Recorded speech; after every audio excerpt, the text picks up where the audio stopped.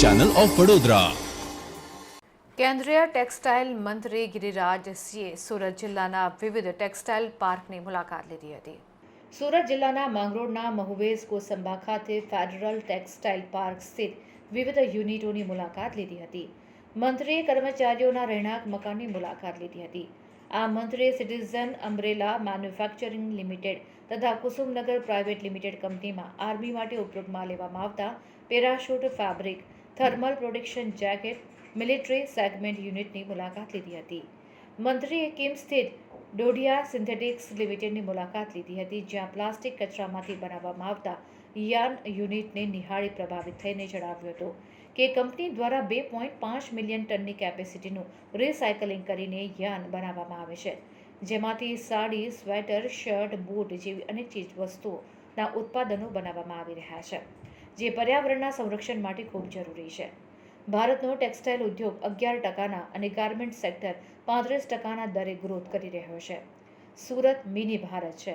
અહીં ટેક્સટાઇલ સેક્ટરના અનેક યુનિટો કાર્યરત છે। વડાપ્રધાનની આગેવાની હેઠળ ભારત દેશ તેજીથી આગળ વધી રહ્યો હોવાનું જણાવી સરકાર દરેક ઇન્ડસ્ટ્રીઝ સાથે હોવાનું જણાવ્યું હતું।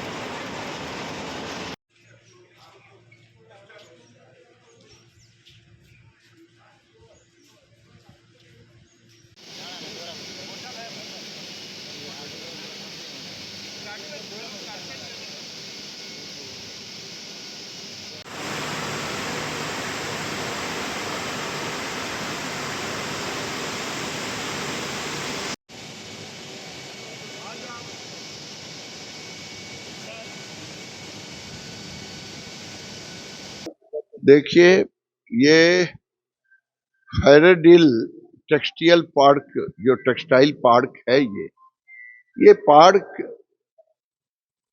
धीरू भाई ने कहा कि ये प्राइवेट के हाथ में है, प्राइवेट पार्क है।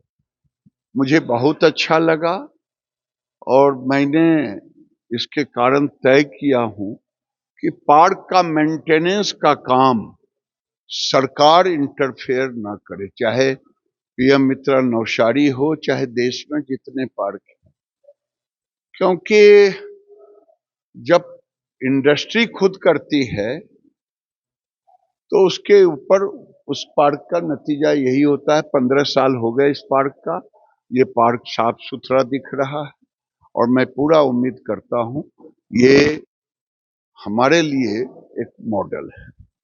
એ ઇન્ડસ્ટ્રીયલ વિઝિટમાં આવેલા. એકચ્યુઅલી ભારતમાં એક ટેક્સટાઇલ શો બહુ મોટો થઈ રહ્યો છે, ભારત ટેક્સ કરીને. તો એનું આજે પ્રમોશન રોડ શો છે સુરતમાં. તો એમને ઇન્ડસ્ટ્રીનો રાઉન્ડ લેવો હતો અને વાઇબ્સ લેવા હતા કે કેવી રીતના શું ચાલી રહ્યું છે. તો એના માટે એ અમારે ફેક્ટરી આવેલા. તમારી જે કામગીરી છે તેઓ ખૂબ જ બિરદાવી છે અને તેઓ કીધું કદાચ આ બોટલો રસ્તા પર હોત તો મોટો પહાડ બની ગયો, જેનો સદુપયોગ થઈ રહ્યો છે. શું કહેશો બાબતે?